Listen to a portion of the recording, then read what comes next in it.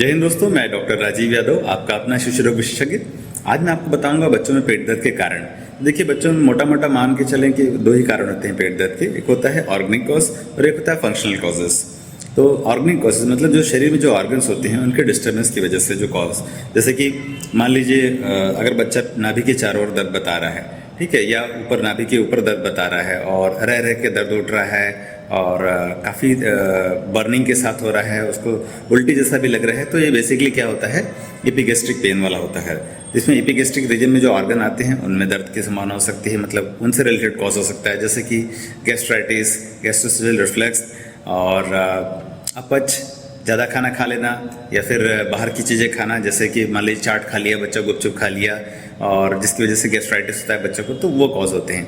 उसके बाद होता है ऐसा दर्द जिसमें बच्चों को क्या होता है, असहनीय पीड़ा होती है, एकदम पेट ऐसा दबा लेगा बच्चा, बोलेगा दर्द हो रहा है एकदम एकदम, और उल्टी कर देगा, दर्द के साथ उल्टी कर देगा। तो ये स्पास्मोडिक पेन होते हैं। ये होते हैं या तो स्टोन की वजह से हो सकता है या फिर उस जगह पे जो लैट्रिन है उसके रोकने की वजह से हो सकता है। तो जैसे होता है, अगर स्टोन की वजह से हुआ तो रीनल कोलिक हो सकता है, और कभी कभी गॉल ब्लैडर में स्टोन की वजह से होता है तो कोलिथियासिस वाला पेन होगा। और गॉल ब्लैडर वाला जो पेन होता है, जो गॉल ब्लैडर के स्टोन, जो पित्त की थैली का स्टोन होता है, उसका दर्द पीछे पीठ की तरफ भी जाता है। और जो किडनी का स्टोन का दर्द होगा वो इधर कमर की तरफ, लॉइन, जो लंबर रीजन होता है ना, उसके पीछे लॉइन में होता है, कमर के पीछे की तरफ जाता है।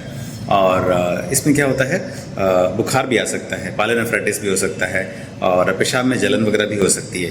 फिर एक होता है एपेंडिसाइटिस का पेन। एपेंडिसाइटिस का पेन यूजली क्या होता है, मैकबर्नीस पॉइंट पे होता है। ये क्या है, मैकबर्नीस पॉइंट हमारा होता है जो हमारा अम्ब्लाइकस और एंटीरियर सुपरक्लियर स्पाइन होता है, जो इंसर्ट में मैं बता रहा हूँ। इस रेखा के लेटरल 1/3 और मिडिल 2/3 के जंक्शन को बोलते हैं मैकबर्नीस पॉइंट। और वहाँ पे अगर दर्द होता है बच्चे को राइट साइड में, तो ये एपेंडिसाइटिस का दर्द होता है।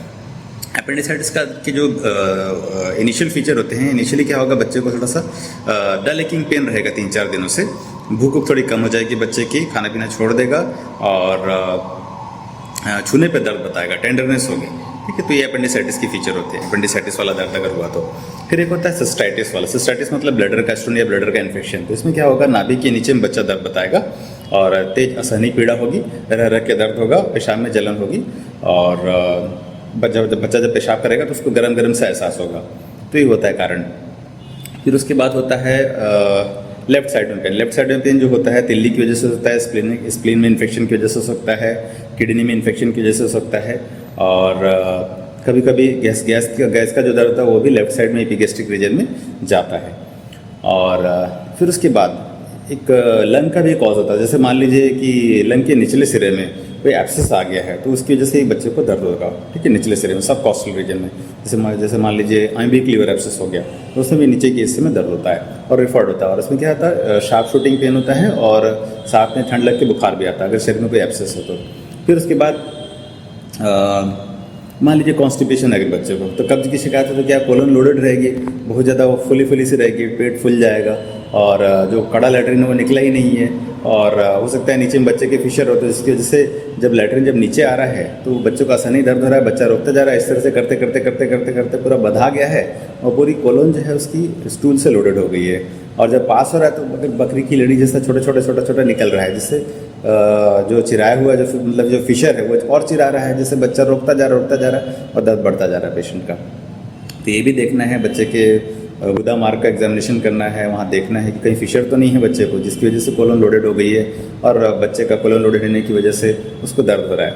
तो ऐसी अवस्था में अपने को नियरेस्ट पीडियाट्रिशियन से दिखाना है। उसके बाद आते हैं जो फंक्शनल कॉजेज, मतलब जो ऑर्गन से रिलेटेड नहीं होते हैं, फंक्शनल कॉजेज। जैसे कि मान लीजिए बच्चे के व्यवहार में अचानक से कोई तब्दीली आई है, बच्चा कहीं नई जगह पे गया हुआ है, तो क्या करते हैं ना, जब बच्चे सफ़र में किसी नई जगह पे जाते हैं तो थोड़े देर के लिए ना पेशाब रोक लेते हैं। ये एक बिहेवियरल इशू होता है, पेशाब रोक लेगा, नई जगह पेशाब नहीं करेगा तो पेशाब एकत्र होते होते ब्लैडर फुल जाएगा, जिससे पेट दर्द शुरू हो जाएगा। फिर उसके बाद नई जगह पे नया पानी, नए तरह का खाद्य पदार्थ, ठीक है, तो बच्चा थोड़े दिन तक तो उसका डाइट डिस्टर्ब रहता है, डिस्पेप्सिया होता है, उसको अपच की शिकायत रहती है, जिससे बच्चों को पेट दर्द होता है। फिर उसके बाद गैस्ट्रोएंटेरिटिस वाला पेन, जैसे मान लीजिए अगर लूज मोशन हो रहा है बच्चे को, कंटिन्यूसली लूज मोशन हो रहा है, वायरल डायरिया हो रहा है, तो उसकी वजह से भी पेट के निचले हिस्से में बच्चे को दर्द होता है, ठीक है। और अत्यधिक गैस बनने की वजह से पेट के ऊपरी हिस्से में भी दर्द होने लगता है, फूड पाइप में जलन सी महसूस होती है, कुछ भी खाता है तो उल्टी जैसा लगने लगता है, जो कि जॉन्डिस में भी होता है। तो ये सब चीज़ें हो सकती हैं दोस्तों। और फिर उसके बाद मान लीजिए ये कोई ऐसा सब्सटेंस बच्चे ने खा लिया है जो कि जाके ऑब्स्ट्रक्ट कर रहा है, जैसे कभी कभी बच्चे कॉइन निगल जाते हैं, तो कभी कभी कॉइन अगर बड़ा साइज़ का है, ठीक है, तो जाके जैसे से में टकराता है वहाँ पे दर्द पैदा करता है, तो उसको तो आप एक्सरे से जान सकते हैं कि कॉइन खा गया बच्चा, बाद में लैट्रिन में निकल भी जाता है। उसके बाद दोस्तों बच्चे में दर्द के और कॉज हो सकते हैं, जैसे कि कोलिक हो गया, ठीक है, फीकल कोलिक हो गया, रीनल कोलिक हो गया, ये सब हम बता दिया आपको। और फंक्शनल एब्डोमिनल पेन ऐसा होता है कि फंक्शनल एब्डोमिनल पेन में क्या होता है, दर्द का कोई कॉज नहीं रहेगा, बट बच्चा दर्द बताएगा। जैसे सुबह उठेगा, स्कूल जाने का समय होगा तो बच्चा बोलेगा मम्मा पेट दर्द हो रहा है, ठीक है, या फिर किसी नई जगह पे जाएगा, है ना, कहाँ जहाँ पे मान लीजिए कोई उसको डरा दिया, धमका दिया, कुछ बोल दिया, तो उसको दर्द के रूप में बताएगा मम्मा मेरे को पेट दर्द हो रहा है, ठीक है। या फिर घर में मान लीजिए कोई वस्तु उसे नहीं मिली जो उसे प्रिय है, वो खरीदवाना चाहता है मम्मा से, तो उसको भी बताएगा मम्मा मेरे को पेट दर्द हो रहा है, पेट दर्द हो रहा है, ठीक है। जब उसको दे दोगे वो चीज़ तो फिर खुश हो जाएगा, मस्त हो जाएगा।